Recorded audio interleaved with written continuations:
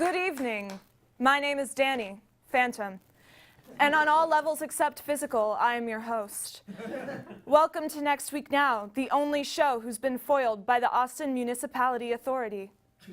And to think we were so close to zombies. Sorry, was that joke not clear? Well, neither is the water. Join us for this spooky Halloween edition of Next Week Now, creepily called Spookisode, and beware the white man. Both kinds.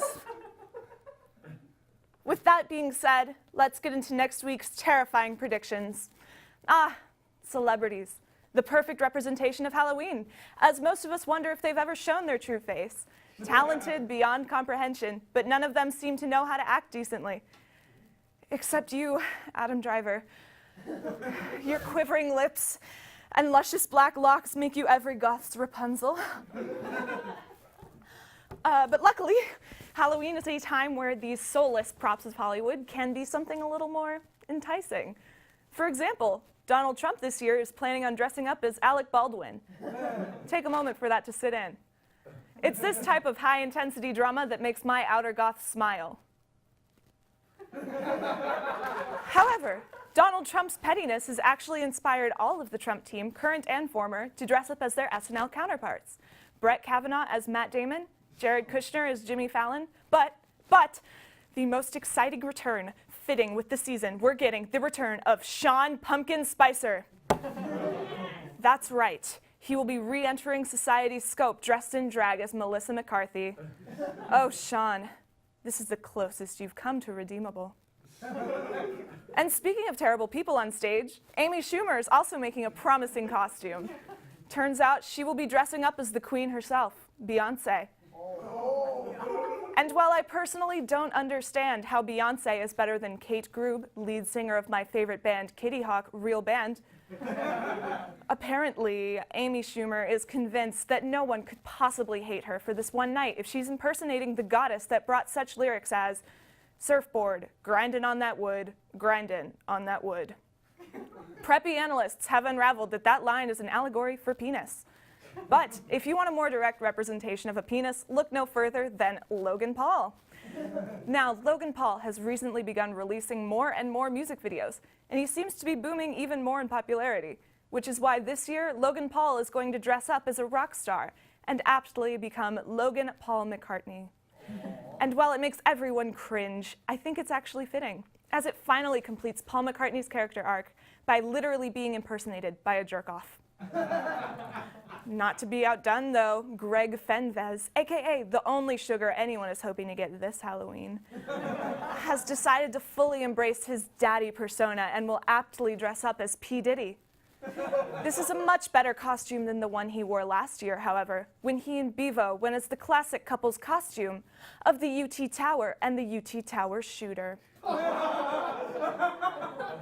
It is rumored that this change to P. Diddy might be permanent, just like the water crisis right now, which is why Austin, Texas gets the best costume overall for dressing up as Flint, Michigan.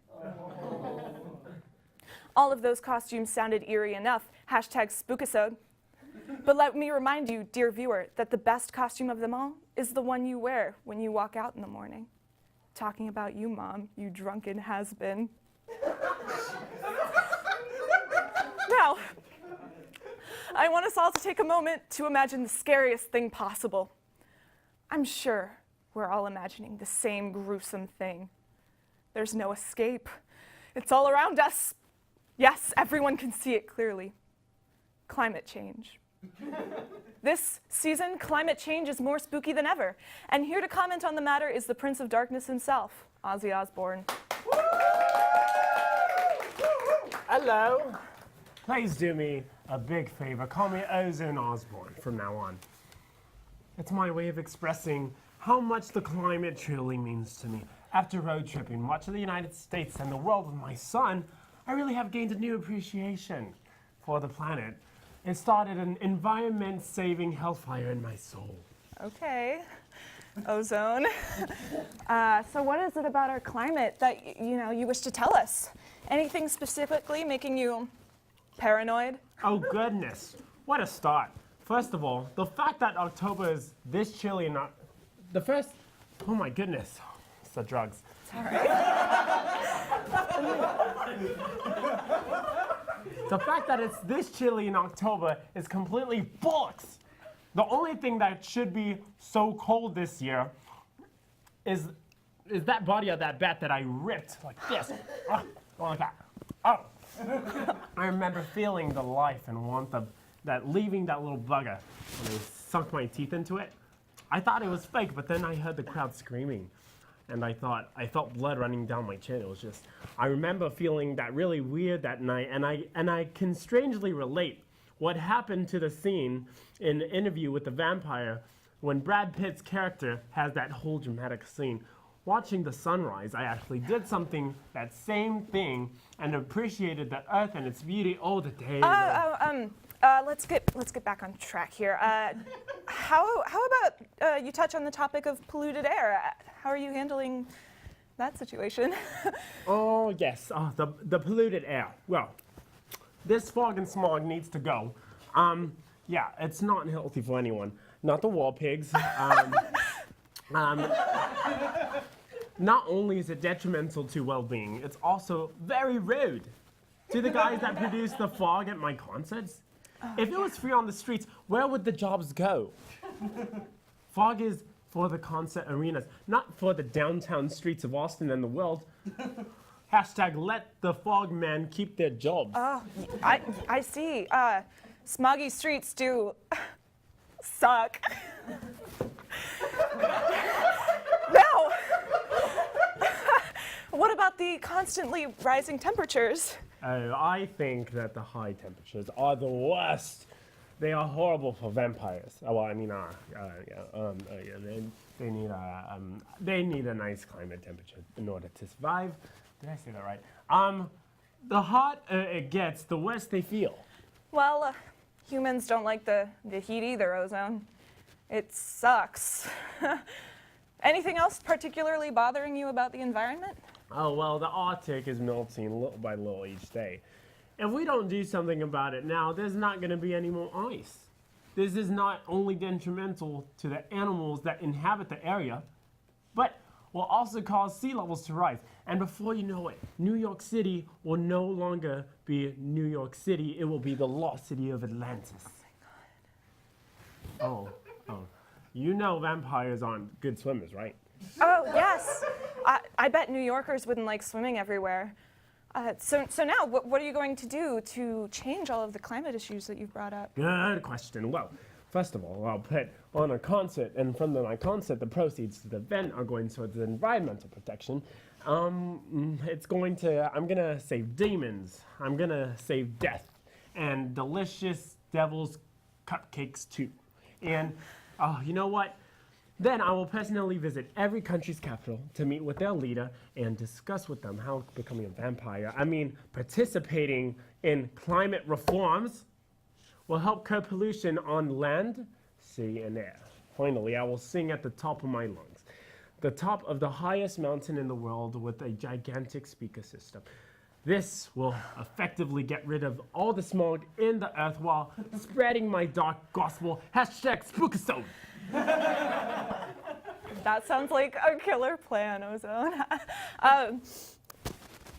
I'm looking forward to seeing all of that in action. And unfortunately, that's all the time we have for you. I hope to see you again, my Osborne. And keep on rocking. Any last words for those watching at home? Oh, yeah. I want those watching to take seriously what was talked of today, even if you don't know what that was, and to start making changes to their own lives for the betterment of the environment.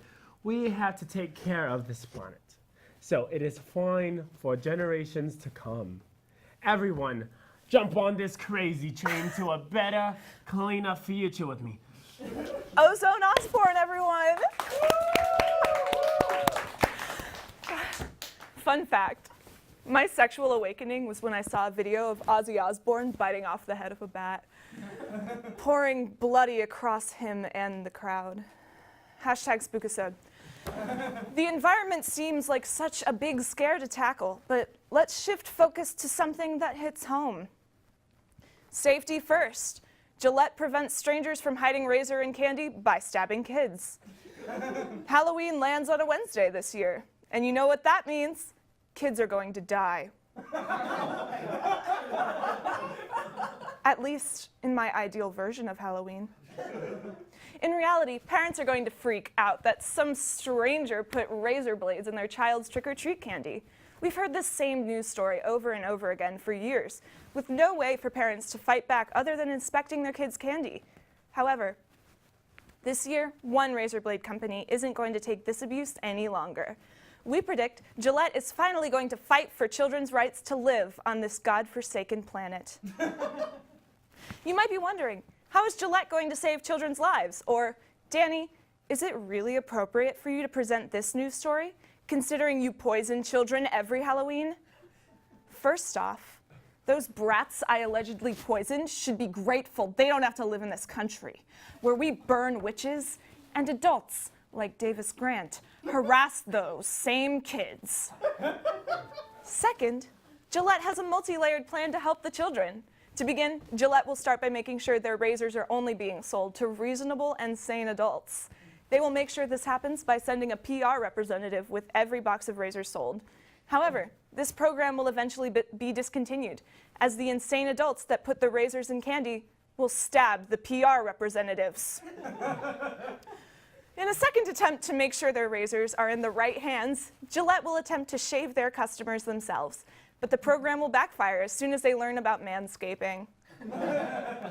Gillette will eventually accept that there are some people out in this world that can't be reasoned with and just want to hurt people in any way, shape, or form.